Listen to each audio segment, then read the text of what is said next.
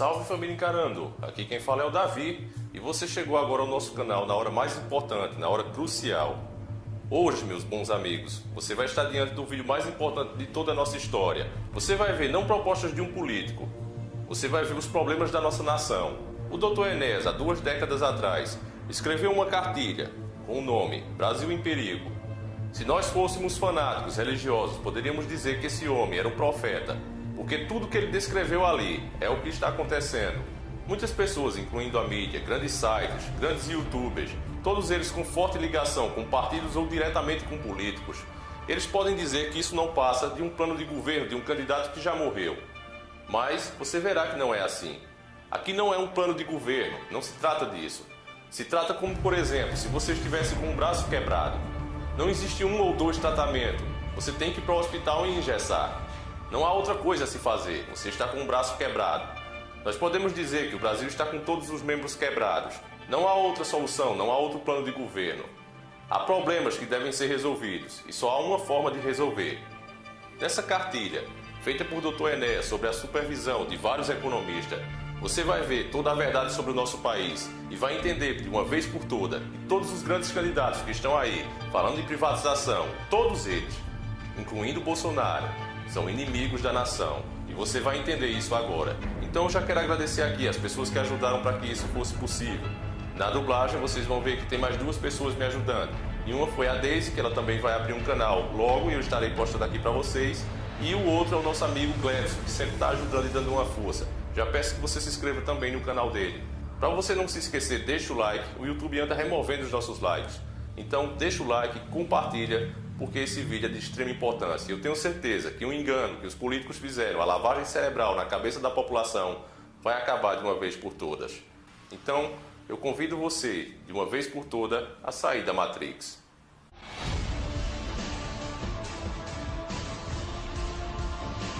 Senhores do Mundo. Apresentação. Dificilmente, hoje, pode-se prever a atitude que terá um homem público perante esta ou aquela injunção política. Com o Dr. Enéas, tal não se dá. Sua conduta é retilínea. Os que o conhecem podem prever suas reações, pois se manifestam de maneira idêntica sempre que os estímulos são idênticos. É sempre o mesmo, que não ignora, fingindo não ouvir ou não ver, que não se prevalece do autoconhecimento que tem para obter vantagens. Chamam-no de fascista, por ser apenas um nacionalista, um patriota que crê no poder da verdade. Possui qualidades que faltam à maioria dos homens públicos: coragem, determinação, disciplina, preparo e imensa vontade de acertar. Mais uma vez, através da presente cartilha, o Dr. Enéas vem expor para o público, de maneira clara, precisa e indiscutível, a verdadeira situação em que se encontra o nosso país, talvez desconhecida pela maioria dos nossos homens públicos, que são superficiais e não se dão conta da realidade. Esta é uma síntese imprescindível para entendermos bem o que está se passando e o que poderá vir a acontecer com o futuro do Brasil. Está de parabéns o Dr. Enéas pela sua audácia e coragem de brigar, numa luta extremamente desigual, contra o monstro que paira sobre a nossa nação. Rio, 1 de agosto de 1996. Professor Vanderlei Assis. Alerta! Povo brasileiro, o Brasil está em perigo. Um plano diabólico visa entregar nossas riquezas. Leia com atenção esta cartilha. Prefácio. A imprensa brasileira, serva do poder constituído, é submissa ao sistema financeiro internacional, razão porque o povo não tem acesso às intenções verdadeiras que se escondem por trás da farsa, embutidas nas palavras da moda privatização, Estado mínimo, globalização da economia e etc. Está em andamento e com velocidade crescente um plano diabólico de destruição de todos os nossos valores, de tudo aquilo que foi legado pelos nossos antepassados, que nos faz sermos uma nação. Poucos estão tendo consciência do abismo para onde todos estamos caminhando. Percebo que o povo precisa despertar. E como não disponho de tempo ou espaço em nenhum dos meios de comunicação, resolvi escrever uma cartilha. Esta cartilha destina-se a todos os cidadãos da nossa terra, homens, mulheres, jovens, idosos, brancos, negros, mestiços, patrões, empregados e etc. Ela traz para o leitor aquilo que deveria ser dito e escrito através dos veículos de comunicação de massa. A verdade simplesmente. Agradeço aos professores de economia Décio Garcia Munhoz, Adriano Benayon do Amaral e Marcos Coimbra, este último membro do Diretório Nacional do Prona, os ensinamentos que deles recebi, em particular ao professor Bautista Vidal, com quem aprendi a fazer uma abordagem física dos processos políticos e econômicos que nortearam os rumos do planeta no terceiro milênio. E finalmente ao meu amigo de 30 anos, Dr. Vanderlei Assis, médico, físico e matemático, que participou do início ao fim na elaboração desta cartilha. E este documento possa dissipar a cortina de fumaça que se impõe entre a verdade e aquilo que se repete a todo instante pelos meios de comunicação, e que o generoso povo brasileiro possa despertar para o seu grande futuro. São os meus desejos. Assina, Dr. Enéas Ferreira Carneiro. O Estado. Diga-me, o que é o Estado? Espere aí, esta é uma questão muito importante, vamos por partes. O senhor acredita que poderia ter chegado a essa idade se não houvesse uma organização a serviço das pessoas e da sociedade como um todo? Eu não entendi bem. Veja lá, quando uma criança nasce, ela não tem como cuidar de si mesma.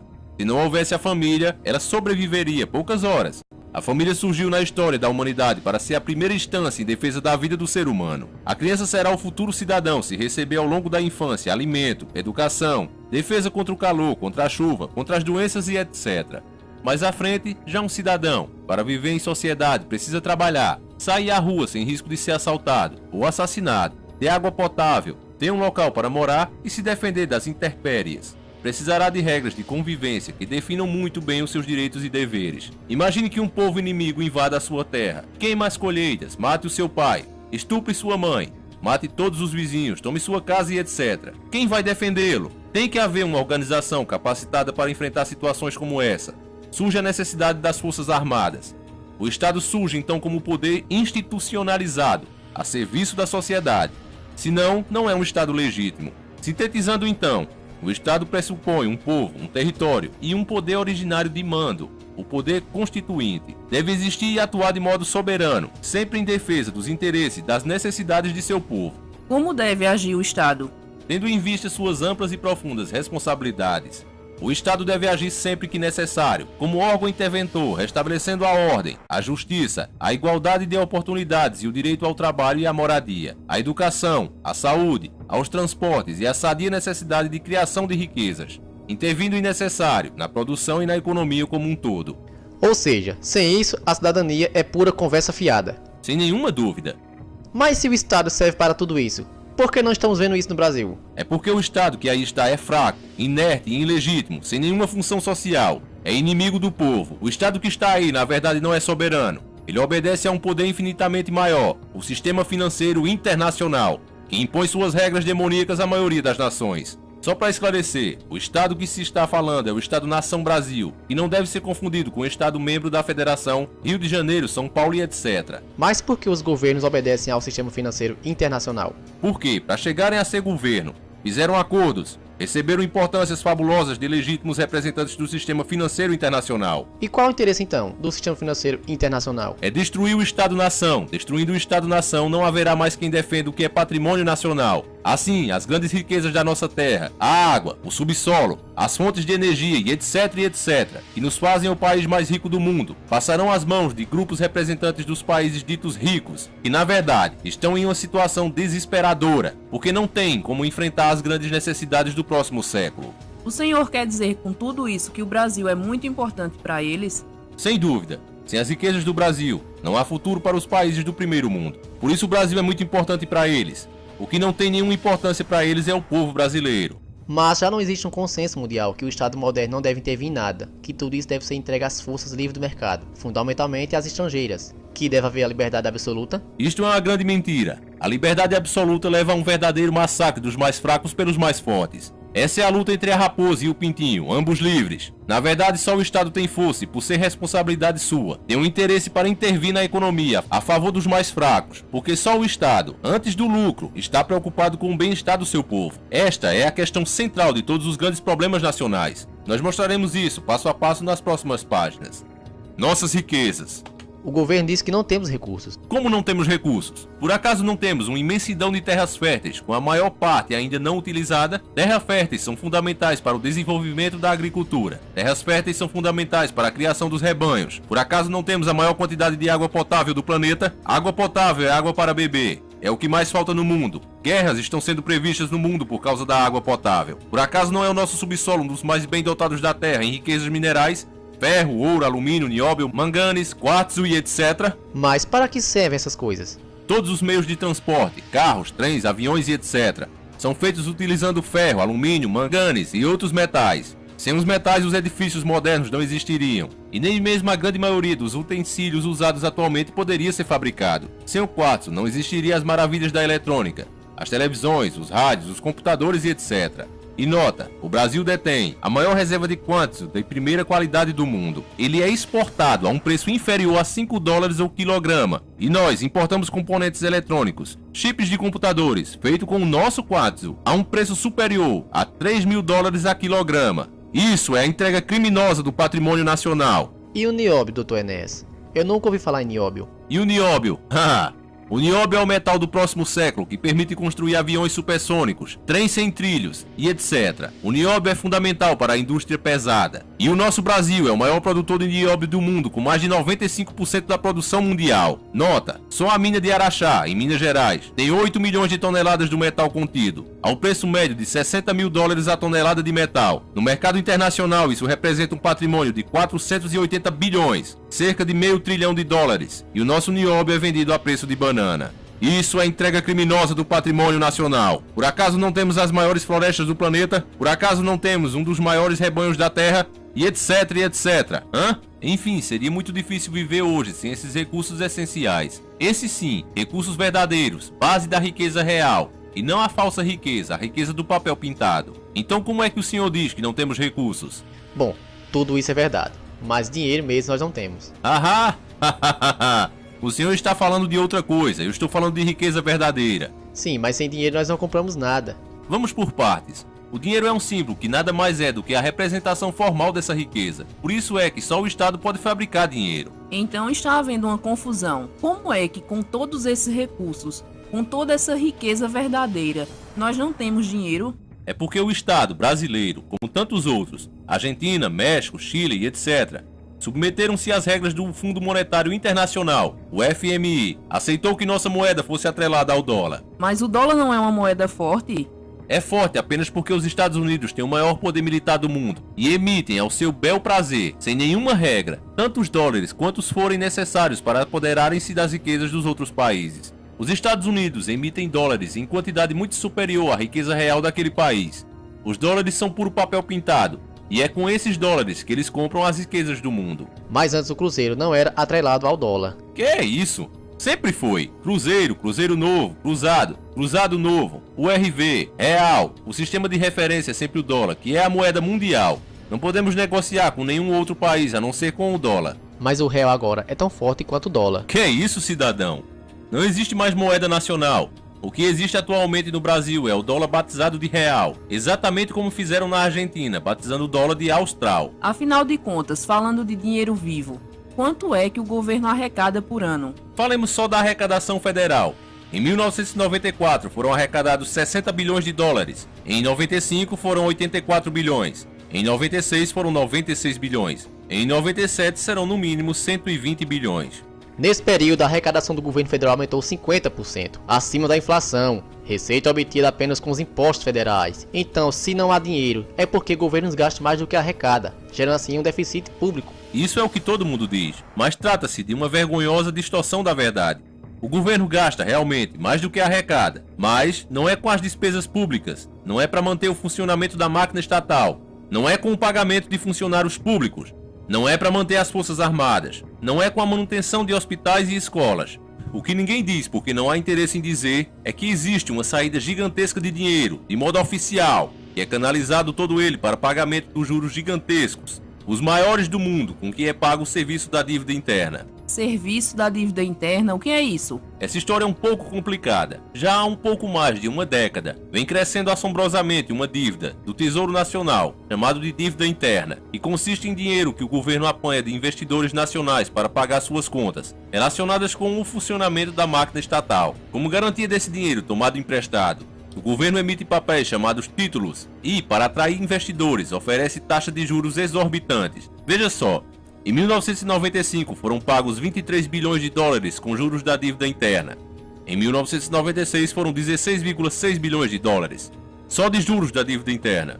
Mais 7 bilhões pagos como juros de parte da dívida interna que foi transformada em dívida externa. Se a receita da União em 1996 foi de 96 bilhões de dólares e o gasto total com juros da dívida interna foi de 23,6 bilhões, pode-se afirmar-se que, para cada R$ 4 arrecadados, um foi para o pagamento de juros da dívida interna. E ainda existe mais, muito mais. O governo toma emprestado através do Banco Central no exterior dólares para manter artificialmente suas reservas que rendem para o Brasil cerca de 5% ao ano, mas paga aos credores juros de 15% ao ano. Essa diferença absurda de juros, em torno de 10%, sobre 60 bilhões de dólares, vai representar uma perda de 6 bilhões de dólares. E pior ainda, existe uma dívida em moeda estrangeira que não é registrada, que não é mencionada, que não é calculada pelo governo. Dinheiro para especulação pura, sob o título de portfólio para aplicação em papéis. Em 1996 entraram 100 bilhões e saíram 65 bilhões. O saldo foi de 35 bilhões. Mas quantos capitalistas ganharam de fato?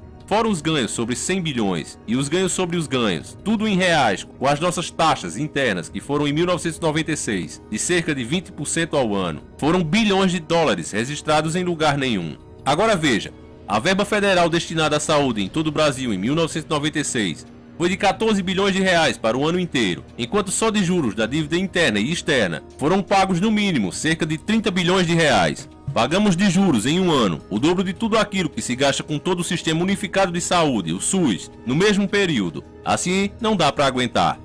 E a corrupção? O senhor não falou nela. Ela é criminosa, dolosa, existe em todos os níveis, mas não é o problema principal. Os meios de comunicação, principalmente a televisão, convencem a população que esse é o mal maior, mas não dizem que a perda oficial, mantendo as taxas de juros como sempre tem feito, em níveis elevadíssimos, provoca uma sangria gigantesca dos recursos que faz com que os corruptos sejam verdadeiros ladrões de galinha. Então, o problema é só o pagamento das altas taxas de juros?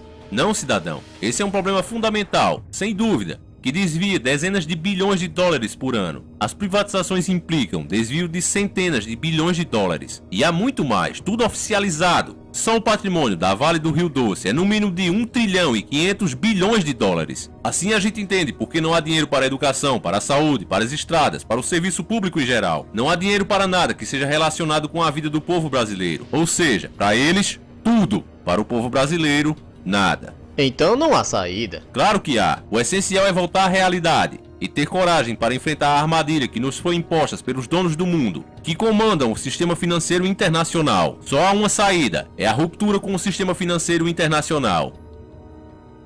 O plano diabólico. Injetamos nossas bombas, eles enfraquecem e serão nossos escravos. Desordem, drogas, perda da autoestima, desconfiança, ódio, desemprego, aspirador, água, florestas, metais, petróleo, gás, biodiversidade. Transportadoras, os donos do mundo. Se os donos do mundo precisam tanto das nossas riquezas, por que não declaram logo guerra ao Brasil e tomam conta de tudo? Porque isso seria condenável à luz do direito internacional. É muito mais fácil, atualmente, subjugar uma nação através de um projeto de dominação econômica, disfarçada de ajuda para entrar no primeiro mundo. Quando é que isso vai começar a ser feito? Não, isso já vem sendo feito há muito tempo e com velocidade muito maior nos últimos 10 anos, graças à atitude servil dos governantes. Afinal de contas, qual é a estratégia utilizada? Primeiro, provoca-se o descrédito de tudo que é nacional junto à população, faz com que tudo funcione mal, até mesmo por falta de investimento, ou entregando ao inimigo o poder de investir. Vão se deteriorando as comunicações, o transporte, o fornecimento de energia, etc. E usa-se todos os artifícios possíveis para dar a impressão que o único caminho é a privatização. Começa aí, o processo de deterioração do Estado. Justificam a redução drástica das verbas para os serviços públicos, dizendo que não há recursos. A imprensa repete todos os dias que não há recursos. Todo mundo repete que não há recursos. Mas já demonstramos que há recursos de sobra, que são desviados criminosamente, porém de modo oficial, para pagar juros da dívida interna. Segundo,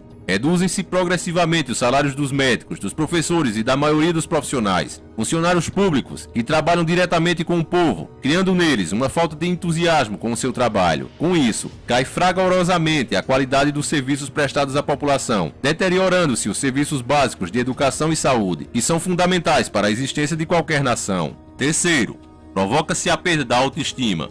Os meios de comunicação só divulgam o que não presta. Exemplos de corrupção de funcionários públicos, negociatas, golpes contra o Estado e etc. Institucionaliza-se o deboche, o desrespeito à pessoa humana, aos mais velhos, à família, à igreja, aos princípios cristãos, cultiva-se uma verdadeira inversão de todos os valores que a humanidade levou milênios para construir. Destrói-se tudo, e faz-se isso sob a fachada de modernismo. Quarto, promove-se uma propaganda gigantesca a favor da desmoralização das Forças Armadas, que são o braço armado do povo. Em vez de serem fortalecidos, são deixados à míngua, sem recursos materiais, os militares com baixíssimos salários. Isso tudo visando ao seu aniquilamento total. Quinto, promove-se um verdadeiro genocídio, de forma explícita, matando de fome e doenças decorrentes da desnutrição milhões de pessoas e colocando outros tantos abaixo da linha da pobreza, fazendo crescer assustadoramente a legião de desempregados, de pessoas nas ruas, com verdadeiras hordas, cada vez maiores de meninos de rua. Atualmente no Brasil morrem de fome 1.600 crianças por dia. Sexto, pratica-se o controle de natalidade desumano, esterilizando moças pobres em pleno período de atividade reprodutiva, diminuindo com isso o número de brasileiros que poderiam lutar pela sua pátria, com a desculpa esfarrapada de que assim diminuirá o número de meninos de rua. E eu, por exemplo, tenho na minha cabeça que uma das grandes causas da fome, da miséria e da violência é o crescimento populacional exagerado do nosso país. É gente demais. Nós temos que colocar um ponto final nisso se quisermos produzir felicidade em nosso país. Se adotar um uma rígida política de controle da natalidade. Sétimo, destrói-se pouco a pouco a noção de patriotismo, desmoralizando-se o hino nacional, a bandeira nacional e tudo aquilo que pode representar um sentimento de amor à pátria. Os meios de comunicação, propositadamente, estão jogando na lama a língua pátria. Como a língua é o maior patrimônio de um povo, desrespeitá-la é desrespeitar a própria nacionalidade.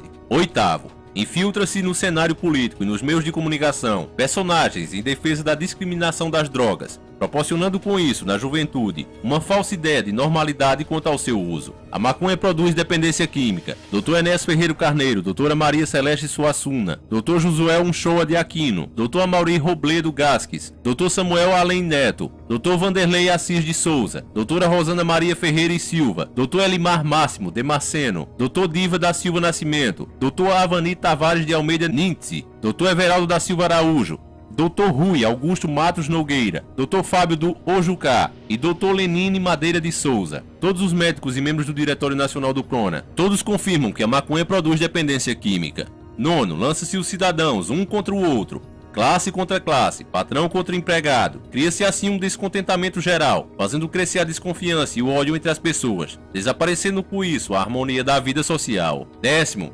desvaloriza-se passo a passo todas as formas de trabalho produtivo. Estimulam-se todos os tipos de especulação, levando progressivamente a nação à ruína e o culto do bezerro de ouro. Conclusão, com a nação esfalecida, ninguém mais acreditando no trabalho, no governo, na família, na igreja, em coisa alguma, destruindo a noção do patriotismo e a autoestima. Finalmente com o povo todo convencido de que o Estado não serve para nada, que está falido, que não deve se meter em coisa alguma, que deve ser o menor possível. Está justificado a partir daí o festival de privatizações, de entrega do patrimônio nacional e todo o formidável patrimônio público, construído após décadas de sofrimento, vai se transferindo para uma minoria privilegiada de representantes legítimos do sistema financeiro internacional, os donos do mundo. É o fim da pátria, porque não existe pátria sem patrimônio. Todo o dinheiro até hoje arrecadado das privatizações já feitas, Excelsa, Usiminas, Companhia Siderúrgica Nacional, Light e etc, foi usado para pagar juros. E com a privatização da Vale do Rio Doce, o dinheiro que constou oficialmente como pagamento para a aquisição do controle não seria suficiente para pagar sequer 2 meses de juro. Somente juros. É um verdadeiro assalto à nação, feito às claras e com a imprensa toda batendo palma.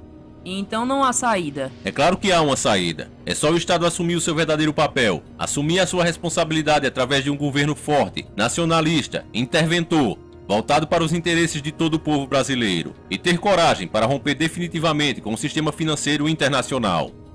A farsa do real. Que notícia! Não temos mais inflação. Outra grande piada. Seria bom se fosse verdade. Doutor Enéas, como é que eles estão conseguindo manter a inflação em níveis tão baixos? A inflação é um processo em que os preços vão aumentando progressivamente em função de diversos fatores. No Brasil, como 2/3 da população vive numa economia de subsistência, é completamente falsa a tese de que a inflação brasileira é uma inflação de demanda, de consumo. A inflação brasileira é uma inflação de custos. Como no custo final de um produto está sempre embutido os impostos e as taxas de juros, é teoricamente impossível acabar com a inflação mantendo-se tão elevados os impostos e tão gigantescas as taxas de juros. Qual foi então o milagre do Plano Real? Que projeto maquiavélico diabólico foi esse que, sem mexer nas verdadeiras razões da inflação, taxa de juros e impostos elevadíssimos, estão conseguindo mantê-la em níveis próximos a 1% ao mês? O governo, num passe de mágica, fez o real valer mais do que o dólar, diminuiu as tarifas de importação, com o dólar barato e tarifas baixas, imundou-se o mercado com produtos importados, com verdadeiras quinquilharias. A indústria nacional foi obrigada a manter os preços baixos para poder concorrer com os preços dos produtos importados. Se os custos das empresas tivessem sido repassados para os produtos, elas perderiam o mercado cheio de importados. E assim começou o processo, o câmbio puxando a inflação para baixo. Inflação e o câmbio. Houve uma perda salarial desde o momento da instalação do plano, avaliado em torno de 30% na virada da URV para o real. Não havendo aumento de salários, entrou em cena o segundo elemento puxando a inflação para baixo. Com as taxas de juros mantidas no alto, ficou quase impossível para os agricultores o pagamento dos empréstimos contraídos. Lembram da carreata a Brasília? Mas se os agricultores repassassem os custos para os produtos agrícolas, perderiam o mercado porque o governo também importou alimentos, baixando as tarifas para o nível daquelas da Argentina. Então entrou no cenário o terceiro elemento, puxando a inflação para baixo. Os preços agrícolas baixaram, porque senão seria impossível para os agricultores venderem seus produtos. O governo não tocou nem de leve nos impostos e no ponto nevrálgico, as taxas de juros. A questão crucial da inflação brasileira, escondida pela imprensa, é a alta taxa de juros com que se pagam os títulos da dívida mobiliária. Por exemplo, em 1996 pagou-se de juros a cifra espantosa de 23,6 bilhões de dólares. São cerca de 2,0 bilhões de dólares por mês, 66 bilhões de dólares por dia, 2,7 milhões de dólares por hora. Se o senhor ganhar R$300 por mês, bem mais que um salário mínimo, o senhor precisaria trabalhar apenas 750 anos, quase 1000 anos, para ganhar o que o Brasil paga em uma hora, de juros, somente de juros. Aí vem o governo e diz que tem que privatizar as estatais para diminuir a dívida interna. Acontece que já se venderam inúmeras estatais, incluindo-se 2 gigantes, a Companhia Siderúrgica Nacional e a Uzi Minas, e a dívida interna vem crescendo. A dívida interna era em 94 cerca de 50 bilhões de dólares, agora em 97 cerca de 180 bilhões de dólares. Vale dizer dos quais 60 bilhões foram transformados em dívida junto a bancos estrangeiros, passando a constituir uma parte da dívida externa. Do que adiantou vender as estatais? Venderam a Excelsa, do Espírito Santo, por 250 milhões de dólares, e serviram para pagar 3 a 4 dias de juros. Vejam bem, só juros. Venderam também a Vale do Rio Doce, detentora de um patrimônio incalculável, dona do subsolo mais rico do planeta. Venderam o seu controle por 3,338 bilhões de dólares, o que não deu para pagar 2 meses de juros. Na realidade, os 3,338 bilhões de dólares nem chegaram a entrar. Estão vendendo, entregando, dando de mão beijada toda a riqueza que é de nossos filhos, de nossos netos. E a dívida só vai aumentando. Hoje ultrapassa 180 bilhões de dólares. O plano diabólico conseguiu também quebrar os bancos estaduais. E lá vão o Banerj, o Banespa e outros que não conseguem pagar os juros, sempre os juros. Querem privatizar até a Previdência, dizendo que ela dá prejuízo. Mas isso também é mentira. Nos últimos 10 anos, a Previdência só deu prejuízo 2 vezes, em 1984 e 1988. É uma estrutura altamente lucrativa e por isso eles querem privatizá-la. É apenas mais um lugar para onde o povo quer estender mais um de seus tentáculos. Eles dizem que as taxas de juros têm que ser mantidas altas para atrair capitais, porque existe um déficit público, mas não dizem que só existe esse déficit público por causa do pagamento das altas taxas de juros. É o cachorro correndo atrás do seu próprio rabo. Baixando-se as taxas de juros, baixando-se o serviço da dívida, não há déficit, mas isso a imprensa não comenta. Até quando a agricultura vai aguentar? Até onde as diversas classes trabalhadoras vão suportar as perdas salariais? Até que nível vão fazer descer a atividade industrial? Quantos milhões a mais de pessoas estarão desempregadas? Já são mais de 10 milhões. E o senhor comerciante, até quando vai aguentar? O senhor que ganha um salário mínimo, que ganhou sempre apenas para comer, comendo mal, o senhor é capaz até de jurar que está tudo bem, porque o seu dinheiro, que se volatilizava antes do plano, aparentemente agora rende na sua mão. Isso é verdade, mas o que o senhor não sabe, porque eles não deixam o senhor saber, é que a situação atual está sendo artificialmente mantida. Mais à frente, o plano vai estourar com certeza. Não dá para precisar em que momento isso vai ocorrer. Eles já quebraram a agricultura, criaram uma inadimplência monstruosa, levando a um nível absurdo os títulos protestados, as concordatas e as falências. Não por culpa dos devedores, mas pela impossibilidade absoluta de quem trabalha, de quem produz, concorrer com a agiotagem institucionalizada pelo governo e aplaudida pela imprensa. O plano é destruidor, cínico e desumano. Destruidor, porque está deteriorando toda a atividade produtiva do país. Cínico, porque se apresenta como a salvação, quando na verdade está levando o nosso povo para o abismo. Desumano, porque a semelhança do que está fazendo com a Argentina, com o México e toda a América Latina, faz crescer em todos os cidadãos a falta de confiança no trabalho, no governo, nas pessoas e no futuro da nação. Essa é a verdade sobre o plano real. O futuro. Com energia, determinação, ordem e disciplina seremos a nação mais próspera do planeta. Nada se move ou se transforma no mundo sem energia.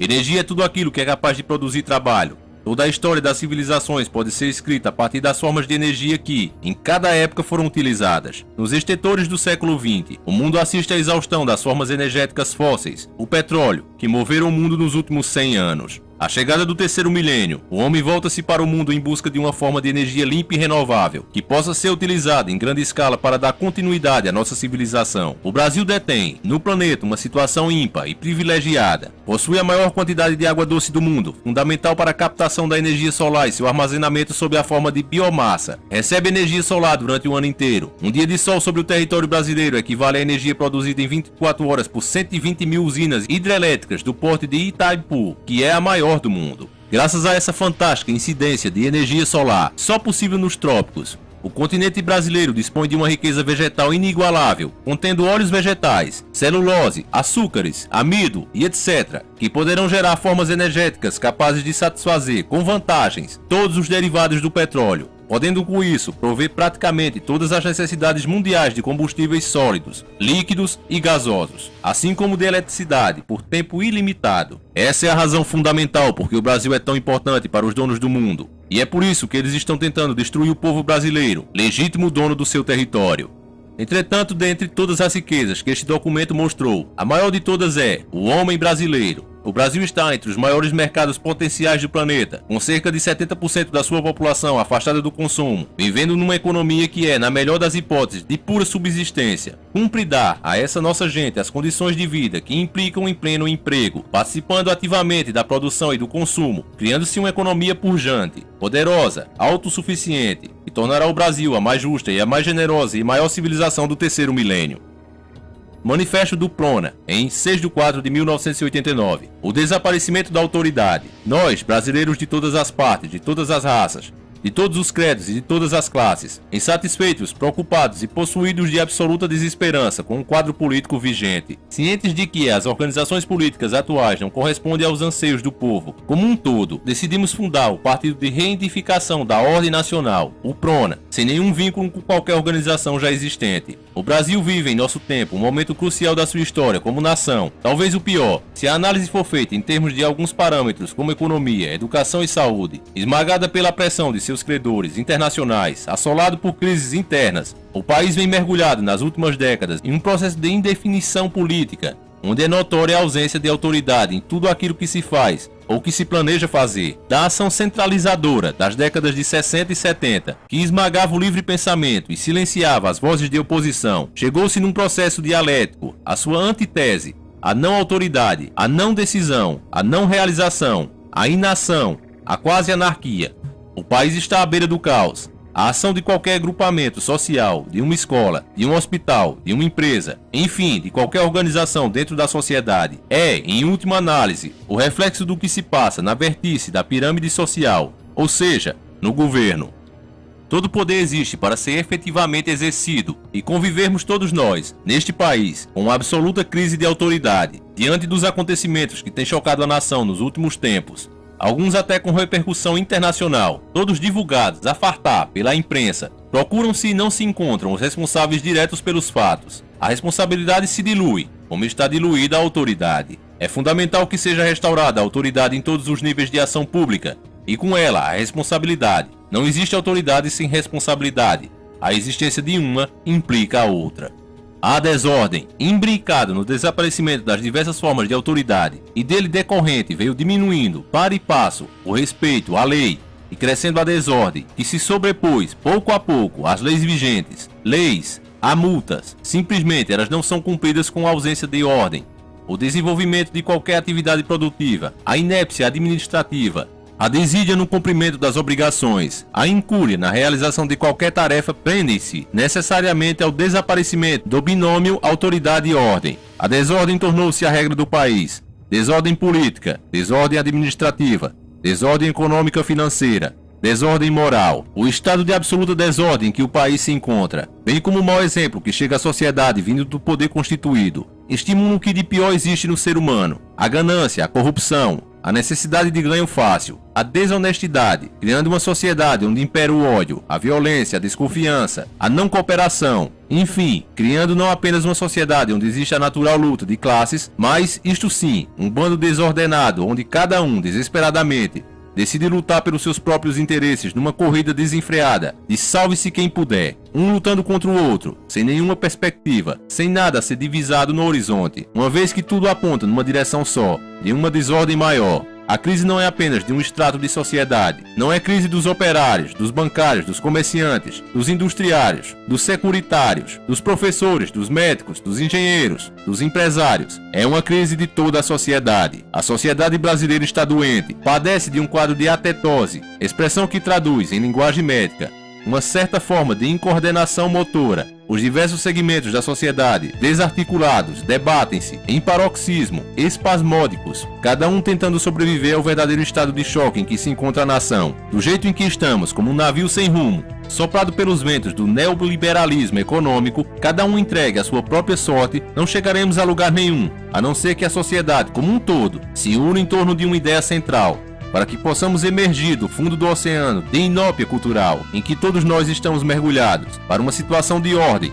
com justiça social, ordem que não será eterna, porém que, ao concluir o seu ciclo, nos deixará em um patamar mais elevado da condição humana. Mensagem final do Dr. Enéas à nação brasileira. A nação brasileira está sendo dessangrada, escolas caindo aos pedaços, hospitais apodrecendo, nosso povo morrendo de fome. Um grande esforço deve ser feito neste momento, em prol da unidade e da salvação nacional. É hora de unir, não de desunir. Vamos nos unir, todos nós, cidadãos comuns da nossa terra, que estivemos agora observando a história. Vamos nós mesmos fazer a nossa história. Vamos unir. Portanto, rua com rua, bairro com bairro, cidade com cidade, estado com estado, todos falando a mesma língua, a língua de uma grande nação, próspera e rica, que será a maior nação do mundo no século XXI. É preciso mudar toda a concepção política atual, a fim de que se possa revigorar, fortalecer, engrandecer e salvar a nossa pátria. Quem concorda com o Dr. Enéas, carrega o Brasil no peito.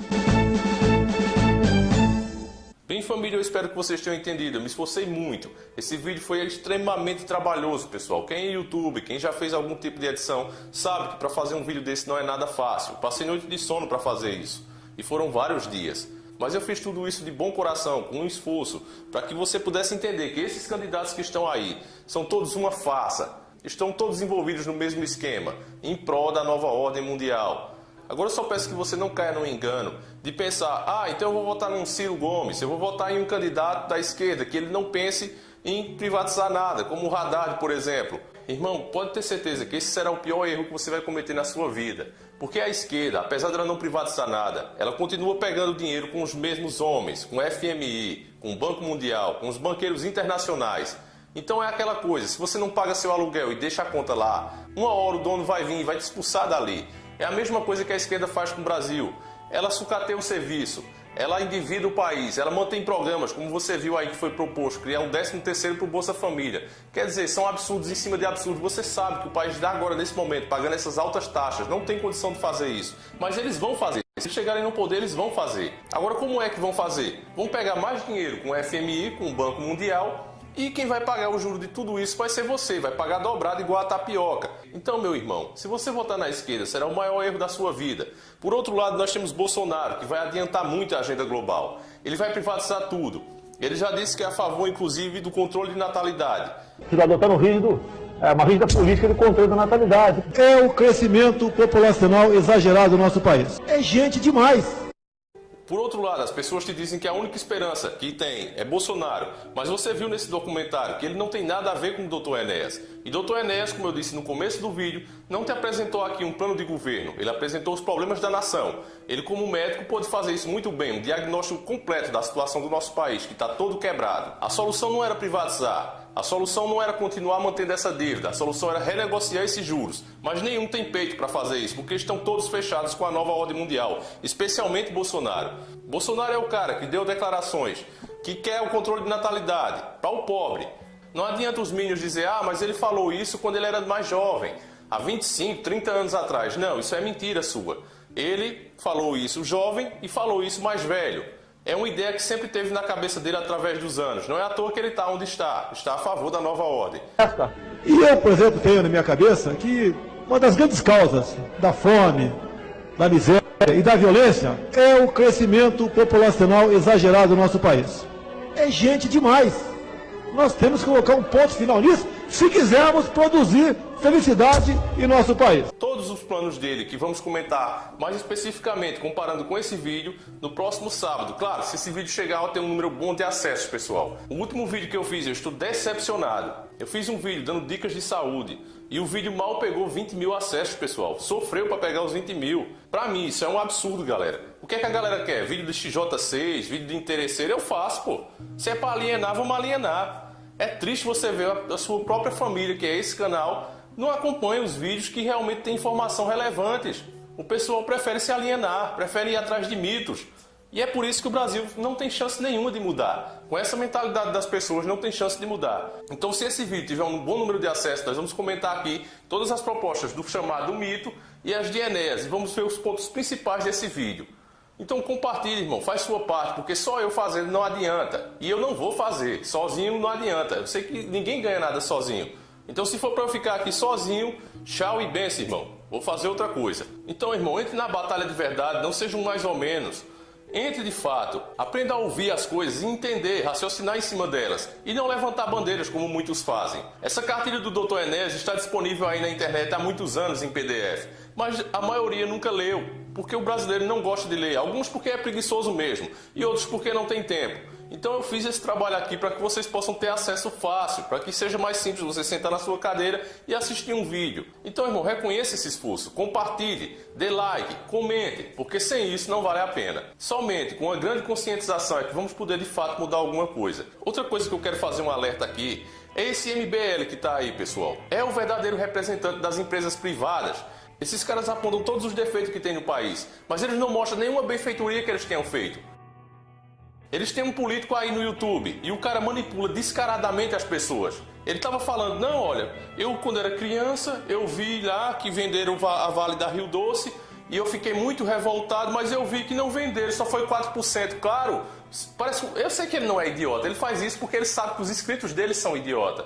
Quando se vendeu os 4% da Vale do Rio Doce, se passou o controle das ações. Como o Dr. Enéas já explicou, quem comprou passou a dizer quando vender, por quanto vender e a quem vender. O governo passou a ser simplesmente um acionista e ficar lá de braço cruzado, ouvindo e acatando o que o setor privado ia querer. E o cara ainda vem dizer que isso é bom. Ainda vem dizer, ó, tem que privatizar mais coisas. E um monte de gente idiota, imbecil, privatiza tudo.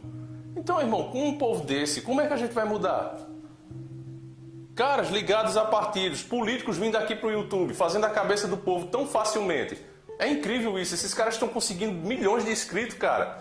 Financiamento pelo próprio povo. É absurdo em cima de absurdo, irmão. Fica realmente difícil. Mas como a gente tem fé e a esperança é a última que morre, a gente vai tentar até o fim, irmão, enquanto houver uma brecha aqui. Faz sua parte, compartilhe. Também se inscreva no canal das pessoas que ajudaram para esse vídeo ficar pronto, que foi o Gledson. O link vai estar aí na descrição do vídeo. Inclusive, ele fez um vídeo agora denunciando o Jean Willis, que quer legalizar as drogas. E quando alguém fala, ele fica revoltado, mas está em vídeo isso. Você vai ver lá no canal do Gledson e também no canal da Daisy, que ela fala de animais, de histórias tristes que acontecem envolvendo o mundo animal. Também se inscreva no canal dela, dá essa força. Começou agora, irmão. Então, peço a vocês e conto com a ajuda de vocês. A gente vai ficando por aqui. Fiquem todos com Deus. Quem puder dar uma ajuda também para o canal deixar de ser tão perva, galera, faz isso. Tem o PayPal, tem o Patreon, o Apoia-se. Enfim, você pode fazer como você quiser, tá? E o link na descrição do vídeo. Fiquem todos com Deus e sempre encarando o sobrenatural. porque eu luto a favor da minha pátria, porque eu defendo a ordem, a disciplina, o respeito aos símbolos nacionais, às forças armadas, os valores cristãos que são universais, enfim, porque eu defendo tudo aquilo que a humanidade levou milênios para construir e que eles tentam agora desesperadamente destruir. É por isso que a imprensa me ataca, porque ela tem medo da verdade. Meu nome é Enéas.